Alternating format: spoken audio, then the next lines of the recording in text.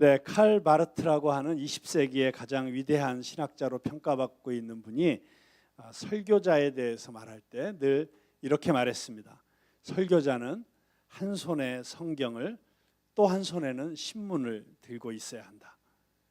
수천 년 전에 기록된 이 성경의 말씀이 오늘 이 시대에 살아계신 하나님의 말씀으로 선포되기 위해서는 오늘날의 시대 상황과 설교자가 무관하게 살아서는 안 된다.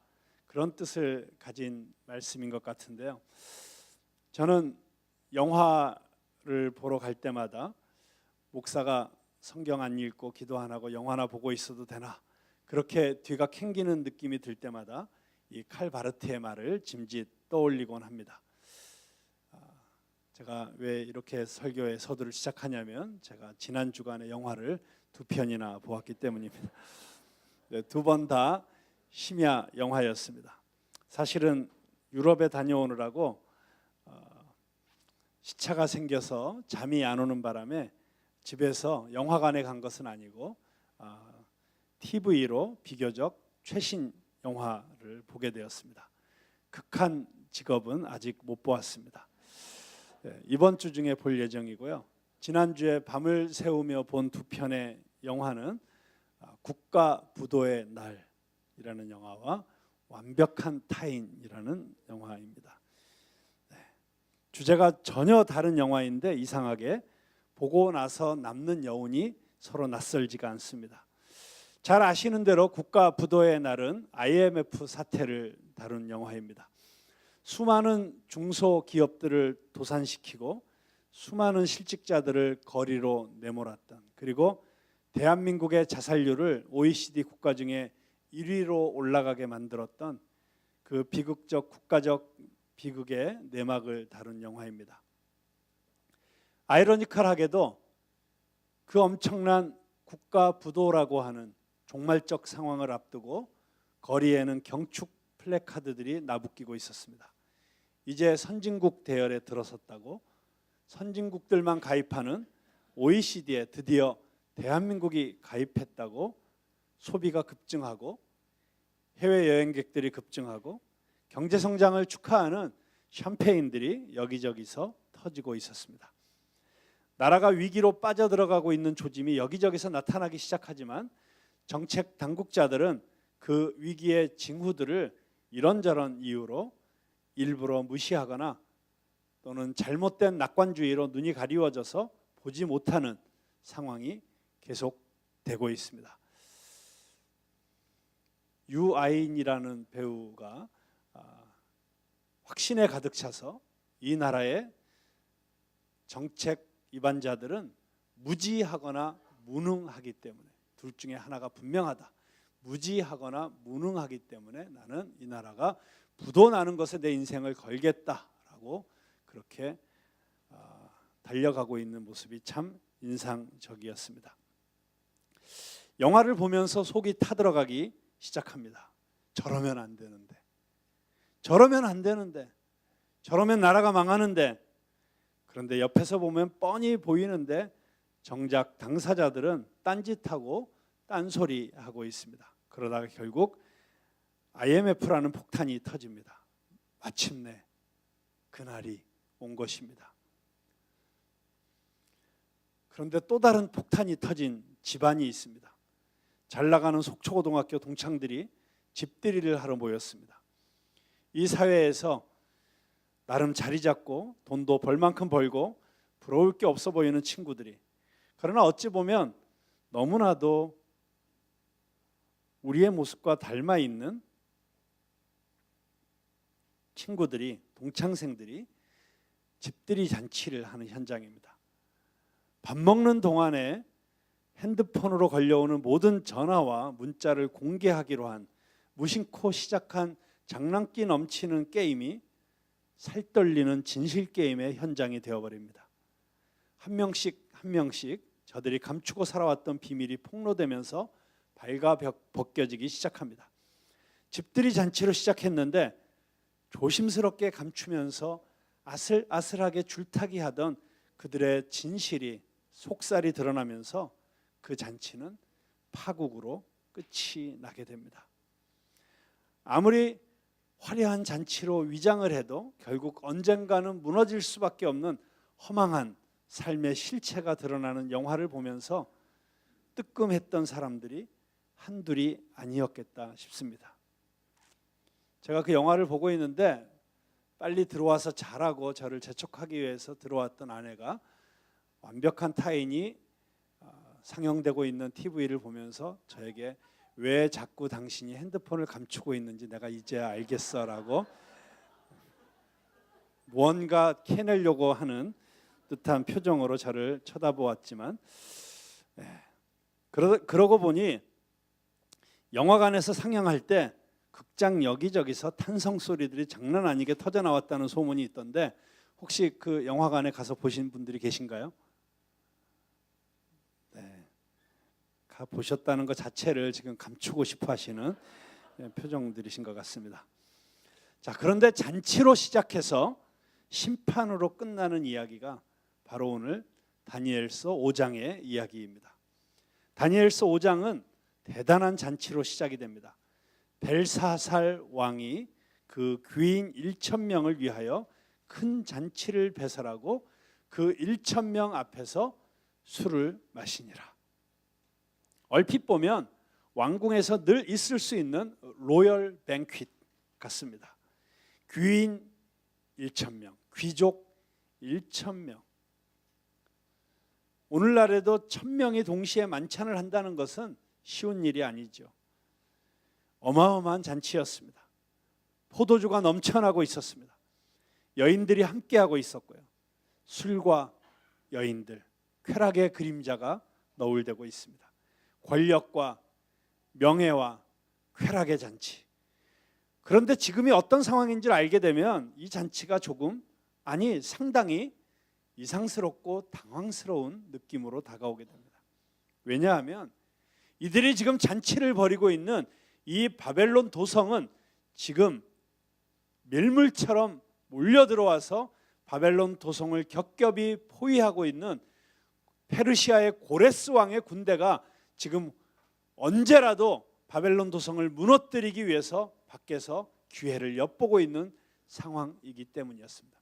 이미 국군이 기운 바벨론은 이 벨사살 왕의 아버지였던 진짜 왕 나보니두스가 이미 여러 곳에서 전투해서 패함으로 말미암아 이제 풍전등화와 같은 그런 운명에 처해 있었습니다.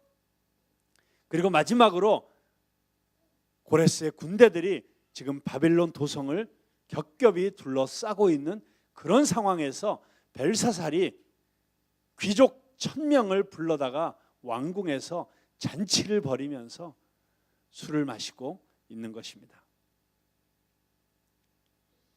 이런 국가적인 비상 상황에서 술 잔치를 벌이고 있는 이유를 굳이 찾아보자면 3가지 정도 생각해 볼 수 있을 것 같습니다. 첫째로, 천혜의 요새였던 이 바벨론 도성은 절대로 함락당하지 않는다는 헛된 자신감이 있었을 것입니다.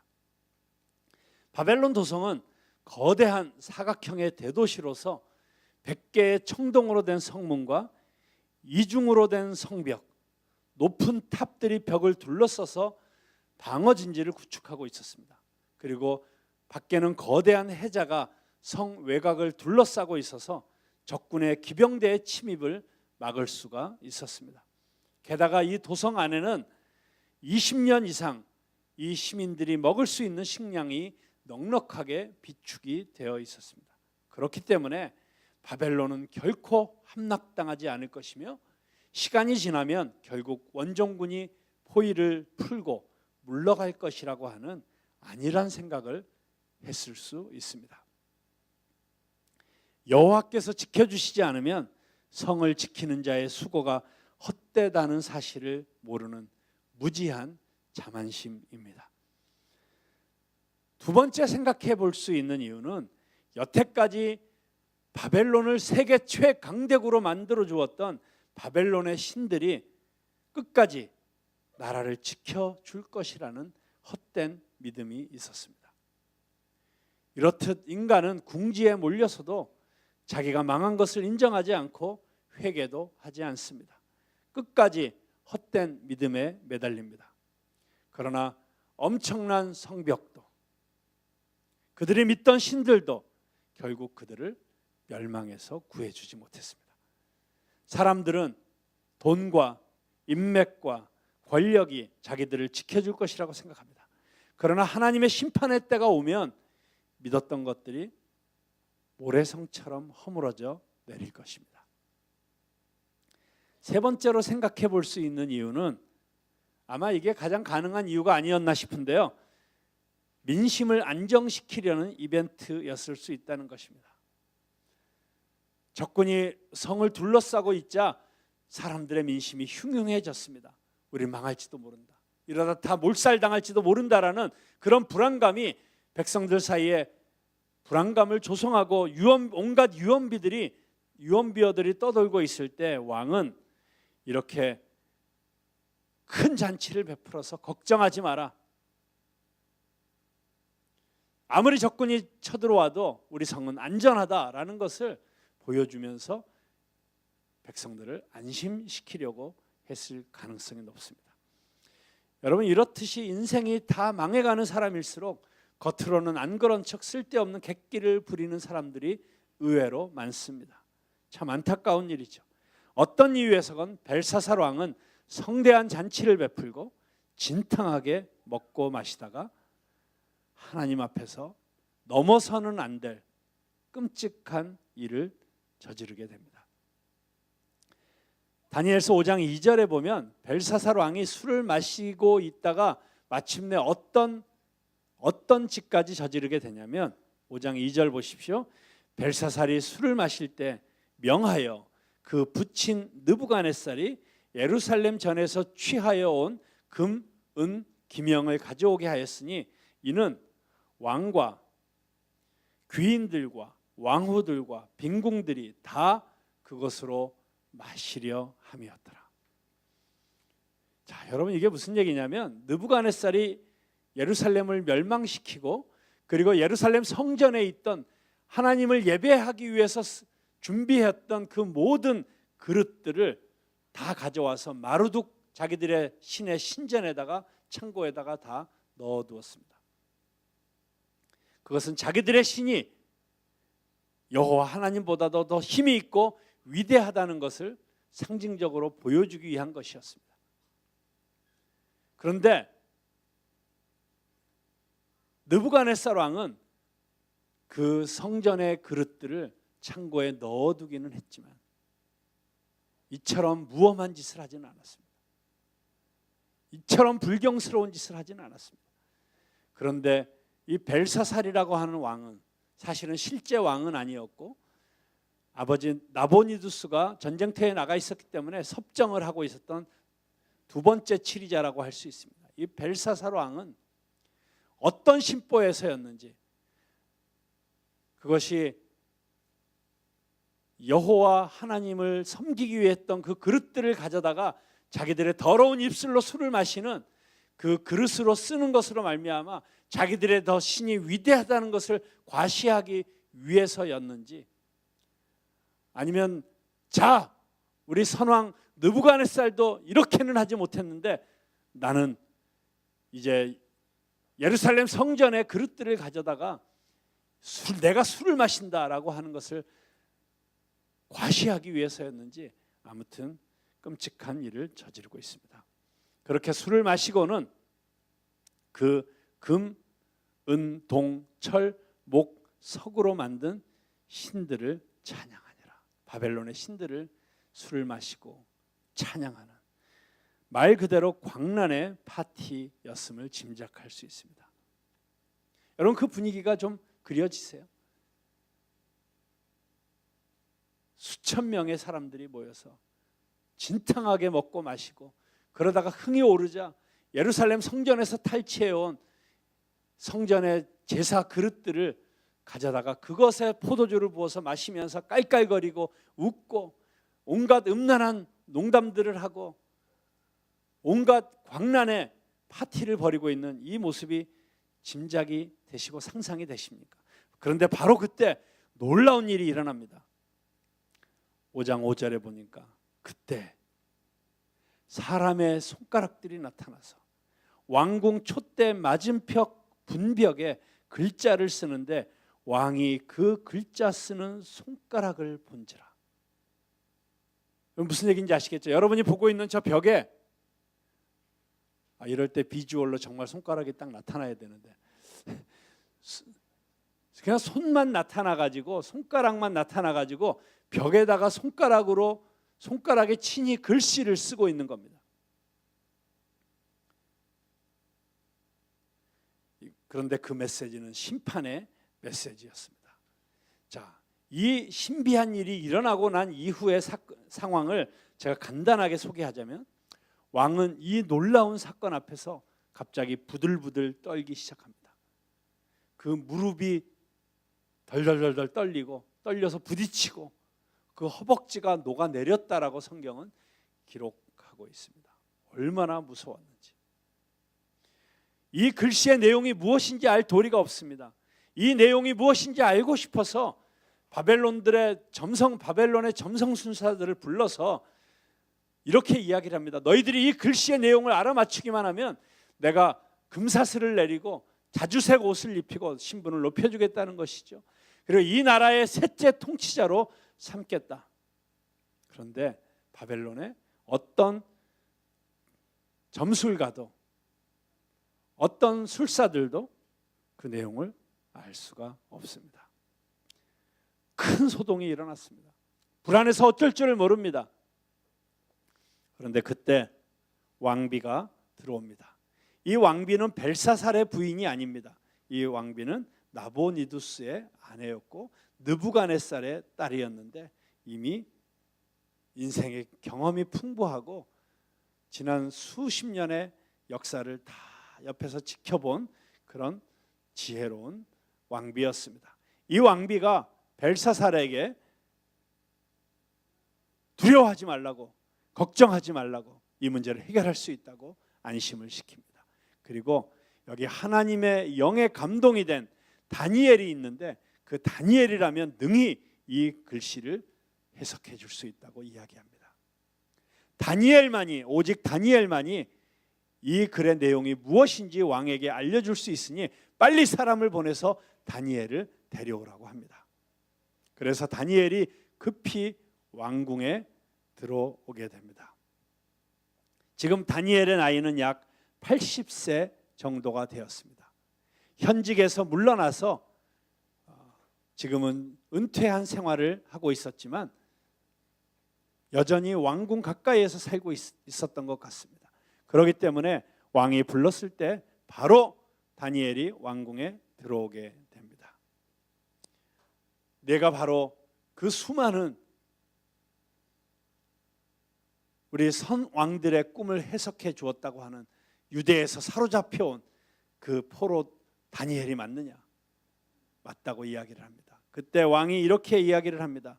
다시 똑같은 이야기를 하죠. 내가 이 글씨가 어떤 내용인지 나에게 알려주기만 하면 너에게 자주색 옷을 입혀주고 금사슬을 내 목에 걸어주고 그리고 너를 이 나라의 셋째 통치자로 앉혀주겠다라고 이야기를 합니다.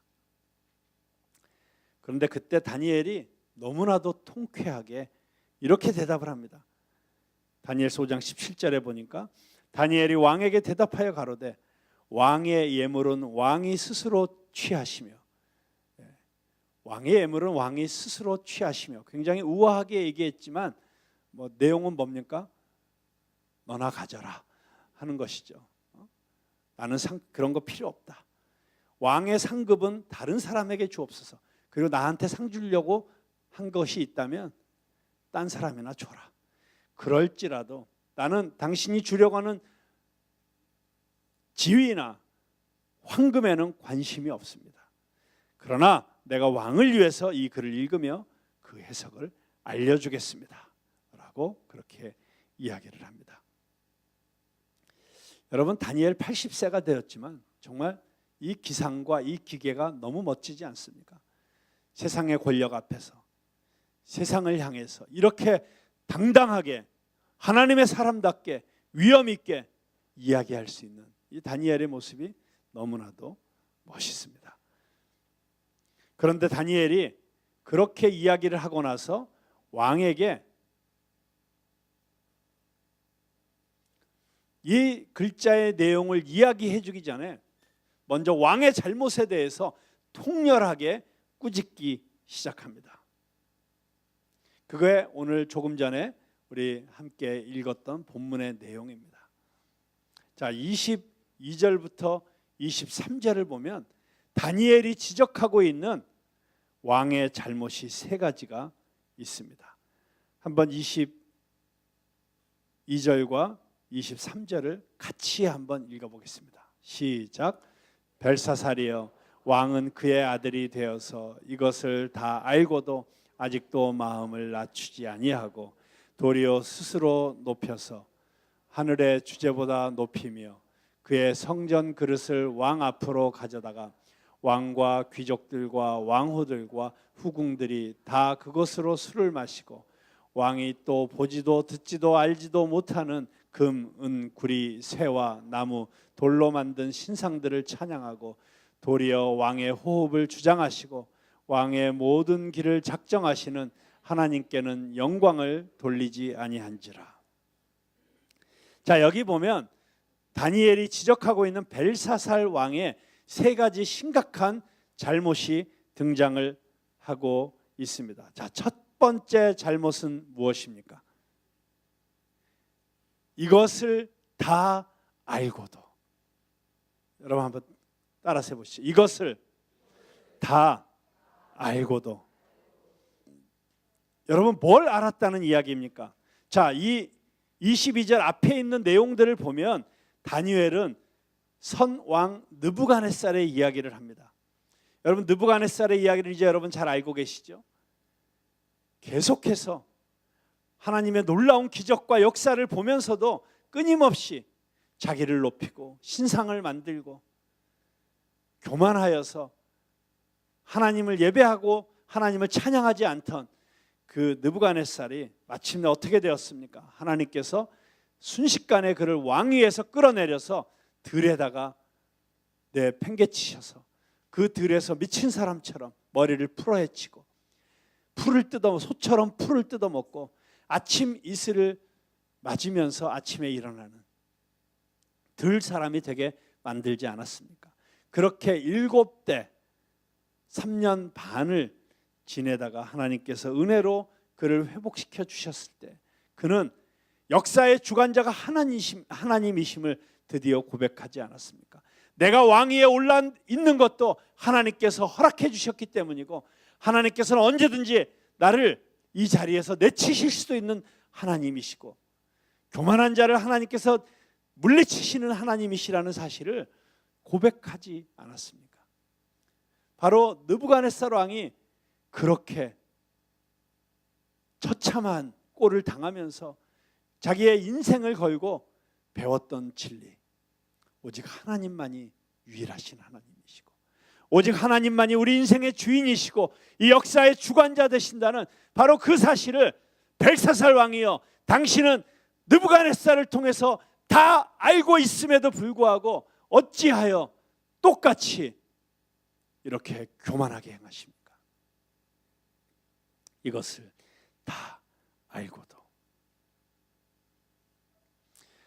사람들이 지나간 역사를 통해서 아무것도 배우지 못한다는 사실이 참으로 애석한 일입니다. 조상과 선배들의 실수가 그대로 답습이 되고 있습니다. 아버지가 술 때문에 패가 망신한 것을 보고 자란 아들이 또 술 때문에 인생을 망치는 일이 얼마나 가슴 아픈 일입니까? 그런데 그와 유사한 일들이 얼마나 자주 일어나고 있습니까? 알고도 짓는 죄는 하나님께서 더 엄중하게 다루십니다.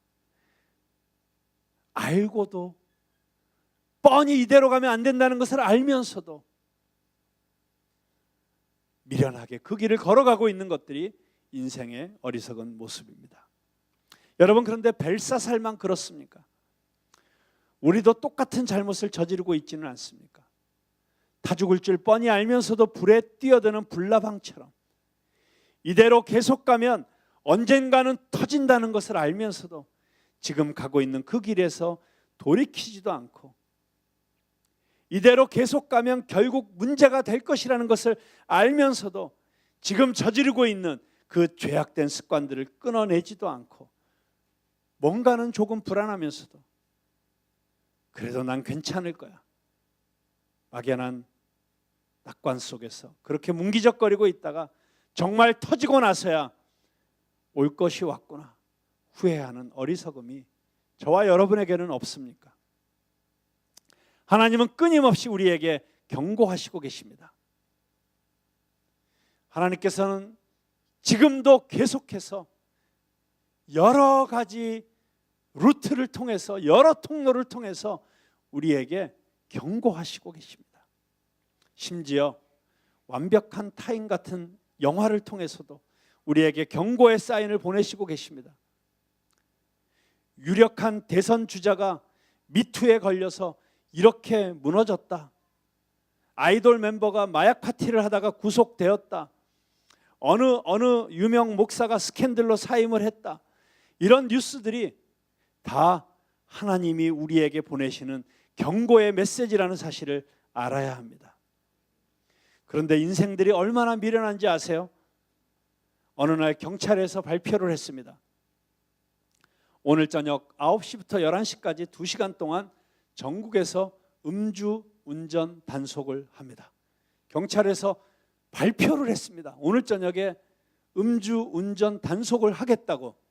그런데 그날 저녁에 총 몇 명이 전국에서 음주운전으로 적발이 되었는 줄 아십니까? 약 534명 정도가 걸렸다고 합니다. 아니, 뻔히 음주운전 단속을 하는 것을 알면서도 음주운전 단속에 걸리면 면허증 뺏기고 벌금 물고 심지어 구속되기도 하고, 아니 문제는 음주운전하다가 대형 사고 낼 수도 있다는 것을 뻔히 알면서도 여전히 음주운전을 하고 있는 건 도대체 뭡니까? 지금 계속해서 이 부적절한 관계를 인조이 하다가는 결국 가정이 깨질 것이고 자녀들에게 큰 상처를 줄 것이라는 것을 뻔히 알면서도 끝까지 미스김을 찾아가는 당신은 도대체 어떤 사람입니까? 그런 범죄 행위들은 안 한다고 쳐도 우리가 뻔히 알면서도 미련스럽게, 고집스럽게 잘못된 길을 가고 있는 경우는 또 얼마나 많습니까? 지금 이 부부관계를 위해서 더 시간을 내고 더 노력을 하지 않으면 나중에 그 관계가 회복될 수 없는 상처를 입게 될 것을 알면서도 계속 어제처럼 말하고 또 오늘처럼 똑같이 행동하고 그렇게 하루하루 쌓여가는 세월을 그저 바라만 보고 있지는 않습니까? 매일매일 큐티하지 않고 하나님과 지속적인 친밀한 관계를 유지하는 노력을 하지 않으면 결국에는 우리 믿음이 식어버리고 시험에 들게 되고 마침내는 교회 공동체를 떠나게 되는 일들까지 발생한다는 것을 뻔히 알면서도 지금 어떤 변화의 노력도 하지 않는 신자들이 얼마나 많이 있습니까? 주일 성수 목숨 걸고 하지 않으면 결국 서서히 우리가 세상에 빠져들어가고 우리의 신앙이 식어갈 것이라는 것을 다 알면서도 이런저런 핑계로 툭하면 주일 예배 빠지는 성도들을 보면 너무 불안합니다. 옆에서 보면 불안한데 본인은 괜찮겠지, 한번 빠지는데 라는 생각으로 그냥 그 길을 걸어가고 있습니다. 나의 모든 소유가 다 하나님의 것이라고 말로는 고백하면서도 지금 11조 헌금 생활 절대로 하지 않는 성도들이 5년, 10년, 20년 교회 왔다 갔다 하고 그렇게 교회 생활한다고 해서 정말 자신의 삶을 온전히 하나님께 드리는 그런 그리스도인으로 성장할 수 있다고 생각하십니까? 오히려 언젠가 주님 앞에 서서 내 인생을 결산할 때 내가 주님을 위해서 드린 것이 아무것도 없구나, 내가 제대로 헌신해 보지도 못했고 내가 교회를 위해서 희생해 보지도 못했고 정말 이기적으로 신앙생활을 했었구나, 정말 교회로부터 뭔가 받으려고만 했었구나, 그렇게 땅을 치고 후회할 날이 오지 않을까요? 이것들을 다 알고도 계속 그렇게 사시겠습니까? 이것들을 다 알고도 계속 그렇게 난 괜찮을 거야, 나한텐 별일 없을 거야 스스로 속이면서 살겠습니까? 이것들을 다 알고도 변화를 시도하지 않고 여전히 안주하시겠습니까? 이것이 벨사살의 가장 심각한 문제였습니다. 하나님을 높이지 않고 하나님 앞에서 교만을 떨 때 어떻게 된다는 것을 다 알면서도 그는 하나님 앞에서 이런 범죄를 저질렀습니다. 두 번째 벨사살의 잘못은 교만의 죄에 빠진 것입니다. 교만은 모든 사람들의 기본적인 범죄라고 할 수 있습니다. 천사장이 루시퍼가 되고 사탄이 된 것도 자신을 하나님과 같이 높이려고 한 교만 때문이었습니다. 인류가 처음 범죄한 것도 하나님처럼 되고자 하는 교만 때문이었습니다. 다니엘서에서 가장 많이 등장하는 하나님에 대한 표현은 지극히 높으신 하나님입니다. 지극히 높으신 하나님. 다니엘은 하나님만이 오직 홀로 높으신 분이시고 그 누구도 그분의 자리에 설 수 없다는 사실을 지금 선포하고 있는 것입니다. 그런데 본문 22절을 다시 한번 보십시오. 벨사살 왕이시여, 왕은 그의 아들이 되어서 이것을 다 알고도 아직도 마음을 낮추지 아니하고 도리어 스스로 높여서 하늘의 주제를 거역하고 자기 신격화, 이것은 무서운 교만입니다. 여러분, 세상 사람들이 가장 많이 섬기는 신이 어떤 신인 줄 아십니까? 네? 세상 사람들이 가장 많이 섬기는 신, 자신입니다. 자기 자신. 인생이란 삶의 중심에 나를 놓느냐 하나님을 놓느냐의 끊임없는 싸움입니다. 이 세상이 나를 중심으로 돌아가야 된다고 생각하는 것이 교만입니다. 내가 이루었고, 내가 피땀 흘려 노력했고, 내가 받을 자격이 있고, 내가 누려야 된다고 생각하고, 너는 나를 위해서 존재해야 된다고 말은 안 하지만 무의식적으로 이미 그렇게 생각하고 있고, 내가 제일 돋보여야 되고, 내가 제일 인정받아야 되고, 사람들이 나를 칭찬하지 않으면 속상하고, 조금이라도 내 자존심을 건드리면 참을 수가 없고, 경쟁심, 이기심, 질투심에 가슴이 불타고, 이 모든 것들이 다 교만에서 나오는 현상들인 것입니다. 하나님은 교만한 자들을 싫어하십니다. 그래서 교만한 자들을 낮추십니다. 잠언 16장 18절에 교만은 패망의 선봉이요 거만한 마음은 넘어짐의 앞잡이이니라. 하나님은 마음이 가난하고 겸손한 자들을 기뻐하십니다. 오직 하나님만이 영광받기에 합당한 분이십니다. 믿으십니까? 그래서 우리는 늘 이런 찬송을 불러야 될 줄로 믿습니다. 존귀 영광 모든 권세 주님 홀로 받으소서. 멸시천대 십자가는 내가 지고 가오리다. 이름 없이 빛도 없이 감사하며 섬기리다. 이름 없이 빛도 없이 감사하며 섬기리다. 모든 영광을 하나님께 올려드리고 나는 이름도 없이 빛도 없이 겸손하게 섬길 수 있는 저와 여러분이 될 수 있기를 주님의 이름으로 축원합니다. 마지막으로 세 번째 벨사살의 잘못은 우상 숭배의 죄를 범한 것입니다. 23절 하반절을 보십시오. 도리어 스스로 높여서 하늘의 주제를 거역하고 그 전 기명을 왕의 앞으로 가져다가 왕과 귀인들과 왕후들과 빈궁들이 다 그것으로 술을 마시고 왕이 또 보지도 듣지도 알지도 못하는 금과 은과 동과 철과 나무와 돌로 만든 신상들을 찬양하고, 자, 여기서 우상의 실체를 분명하게 이야기하고 있습니다. 왕이 보지도 알지도 못하는 나무로 돌로 철로 신상의 모양은 만들어놨지만 그러나 그것들은 실체가 없기 때문에 왕이 직접 볼 수도 없었고 알지도 못하는데 그 헛된 것들에게 절을 하고 그 헛된 것들을 찬양하는 것이 왕의 잘못이었던 것입니다. 그리고 무엇입니까?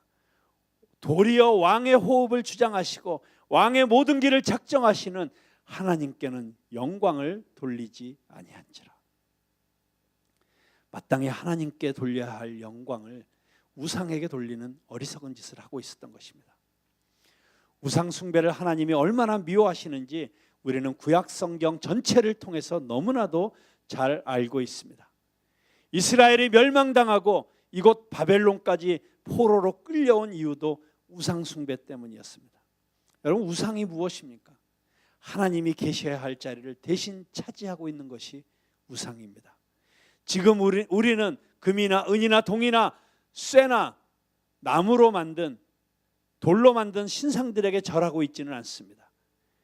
그러나 우리가 하나님보다 더 사랑하고 하나님보다 더 의지하고 있는 것이 있다면 그것이 곧 우상입니다. 기독교가 이 땅에 들어오면서 선앙당, 신주단지, 심지어 큰 돌, 오래된 나무 앞에서까지 절을 하던 잡신 우상 숭배는 거의 사라졌습니다. 그러나 보다 더 교묘하고 은밀하게 현대인들의 의식 속에 들어와 있는 우상들이 있습니다. 팀 켈러 목사님의 정의에 따르면 가짜 신, 즉 우상이란 우리의 삶에 아주 중심적이고 본질적이어서 만약 그것을 잃게 되었을 때 우리의 삶의 자체의 의미가 사라지는 것, 그것을 우상이라고 정의합니다. 여러분의 삶 가운데 그것이 빠져버리면 우리의 삶의 의미 자체가 사라진다고 생각되는 바로 그것이 어떤 것들이 있으십니까? 팀 켈러에 따르면 우상은 본질적으로는 선하고 좋은 것이지만 거기에 대한 우리의 사랑이 지나친 나머지 우리가 인생의 의미 자체를 거기에 걸게 될 때 우상으로 변하게 된다고 이야기합니다.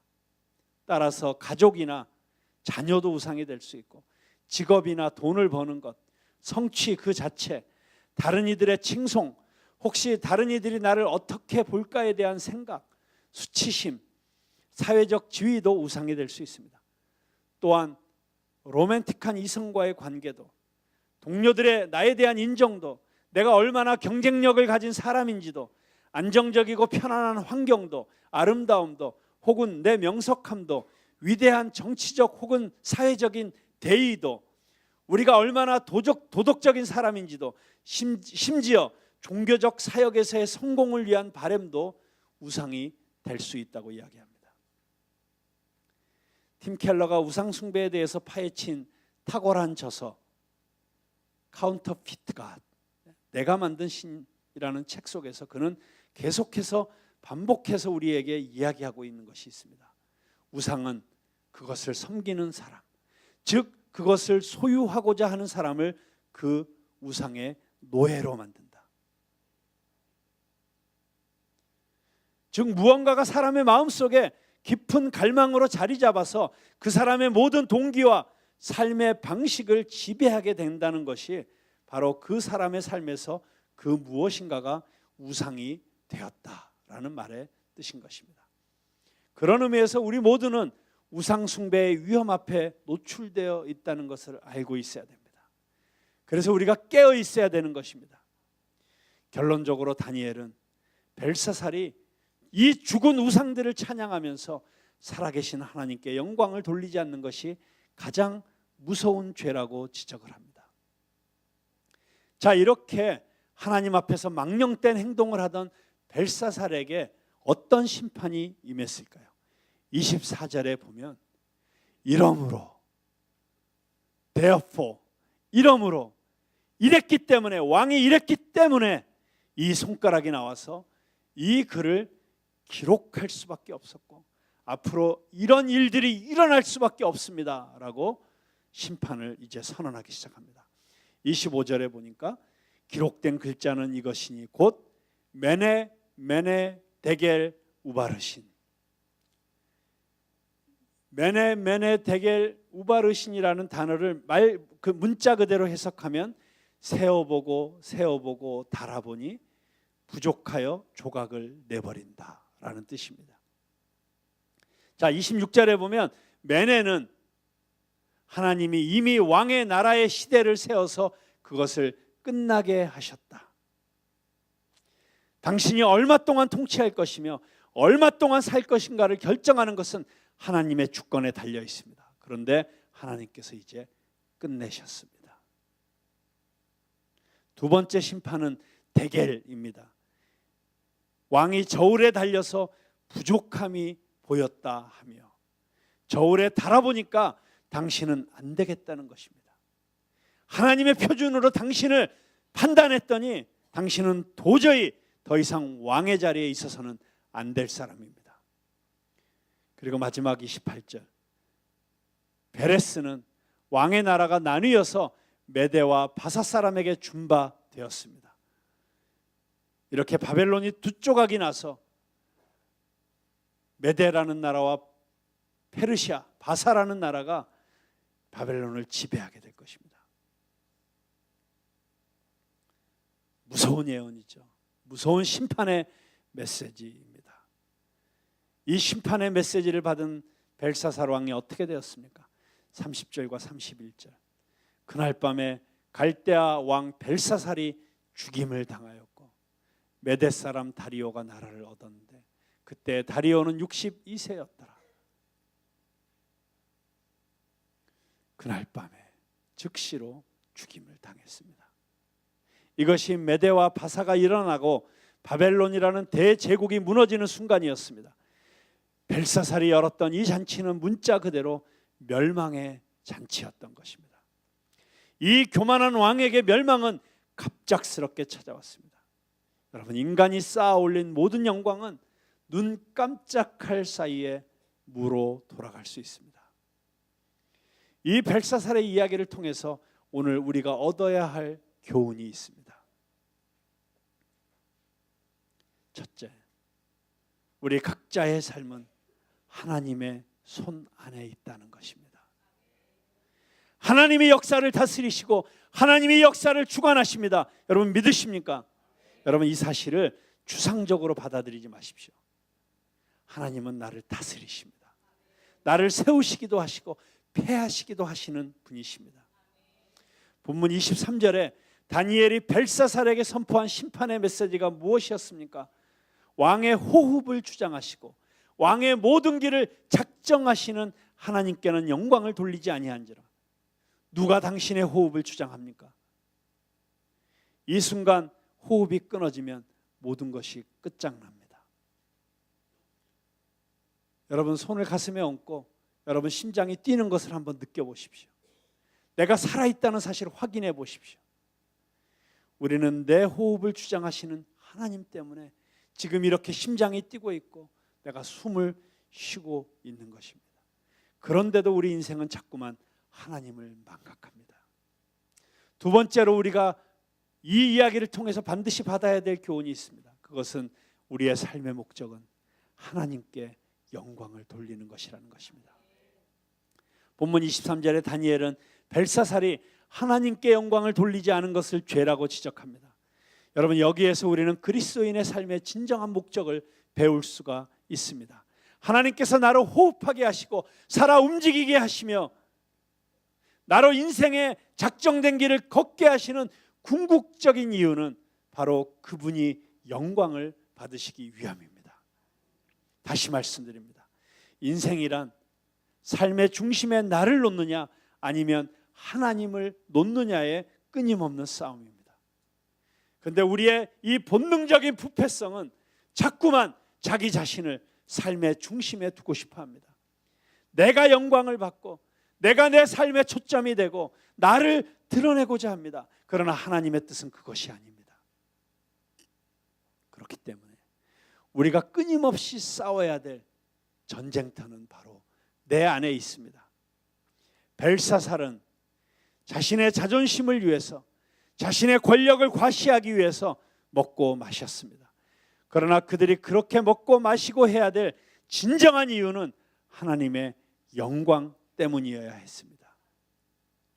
그들이 하나님을 무시했을 때 그들의 잔치는 멸망을 부르는 잔치가 되었습니다. 우리는 하나님을 위해서 먹고 하나님을 위해서 마시고 하나님의 영광을 위해서 사업도 하고 정치도 하고 직장도 다니고 결혼도 해야 됩니다. 저는 우리 푸른나무교회 모든 성도님들의 삶의 궁극적인 목표가 여러분들의 삶의 모든 것을 통해서 하나님께 영광 돌려드리는 것이 될 수 있기를 주님의 이름으로 축원합니다. 우리가 하나님을 망각하고 그 하나님을 무시하고 나를 위하여 먹고 마시고 욕심을 낼 때 마침내 임하게 될 하나님의 심판을 피할 수 없다는 것이 벨사살의 잔치가 우리에게 주는 교훈입니다. 마지막으로 세 번째, 우리가 반드시 잊지 말아야 할 가장 중요한 메시지가 있습니다. 벨사살은 그렇게 하나님의 심판이 임했을 때 메네 데겔 우바르신이라고 하는 이 심판의 메시지를 듣고 끝장이 났습니다. 그런데 여러분, 이 다니엘서는 벨사살을 위해서 쓰여진 글이 아닙니다. 이 다니엘서가 쓰여진 목적은 하나님의 백성 이스라엘을 위해서 쓰여진 것입니다. 그런데 바로 그 다니엘서의 이 장면을 읽고 있을 유대인들, 이스라엘 백성들에게 이 이야기가 주고 있는 가장 중요한 메시지가 있습니다. 그것은 벨사살은 이렇게 끝이 났지만 하나님의 백성 이스라엘은 그렇게 끝나지 않을 것이라는 것입니다. 물론 저들은 이미 60년 전에 메네 데겔 우바르신 이 선언을 듣고 예루살렘이 멸망당하는 것을 눈으로 지켜보고 포로로 끌려온 백성들이었습니다. 앞으로도 더 많은 시련과 고난을 겪어야 하겠지만 그래도 이스라엘은 그렇게 끝나지 않을 것이라는 것입니다. 왜요? 어떻게요? 사실은 이게 다니엘서의 주제입니다. 다니엘서는 다니엘이 이렇게 훌륭한 사람이다, 다니엘을 본받아라, 이것을 우리에게 가르치기 위해서 쓰여진, 우리에게 주어진 책이 아니고 다니엘서의 궁극적인 주제는 메시아가 오신다는 것입니다. 그리스도가 오신다는 것입니다. 우리가 지금은 연료통에 기름이 가득 찬 것처럼 싱싱 잘 달리고 있지만 어느 날 하늘로부터 메네라는 소리를 듣게 될 것입니다. 인생은 누구나 궁극적으로 이 메네를 들을 수밖에 없는 존재입니다.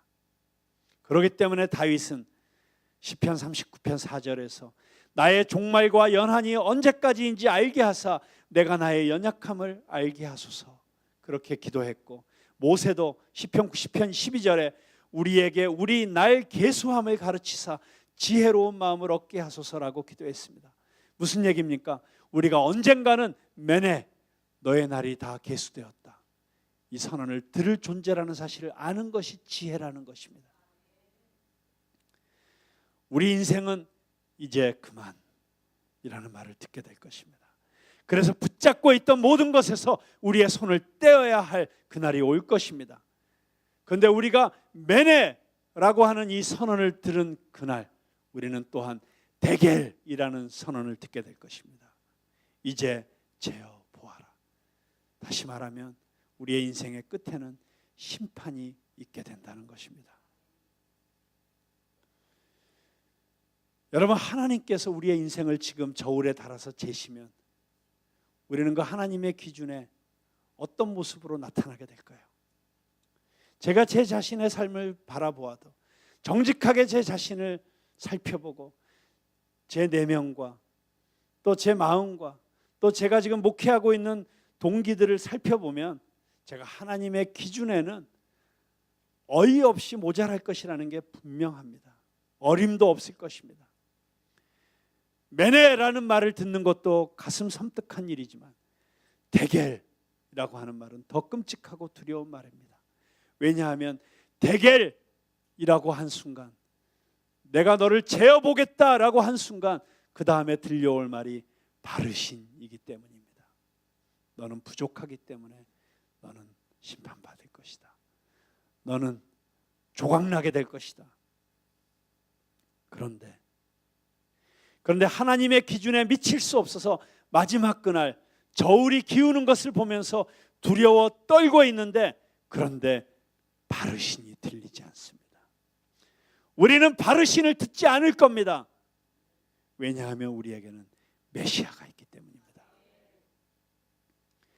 저울에 달면 기울 수밖에 없지만 심판으로 기운 저울을 용서로 되바꾸도록 할 하나님의 계획이 있기 때문입니다. 몸무게가 20kg인 어린아이가 시소에 앉아 있습니다. 맞은편에 아무도 없을 때는 재미있게 놉니다. 그런데 맞은편에 40kg 아이가 앉으면 시소는 이제 재미있는 놀이가 아니라 끔찍스러운 고통이 됩니다. 아무리 발버둥을 쳐도 내려올 수가 없습니다. 저울이 기울었기 때문입니다. 이 어린아이처럼 인간은 죄를 감당할 능력이 없어서 죄에 눌려 공중에서 바둥거리고 있습니다.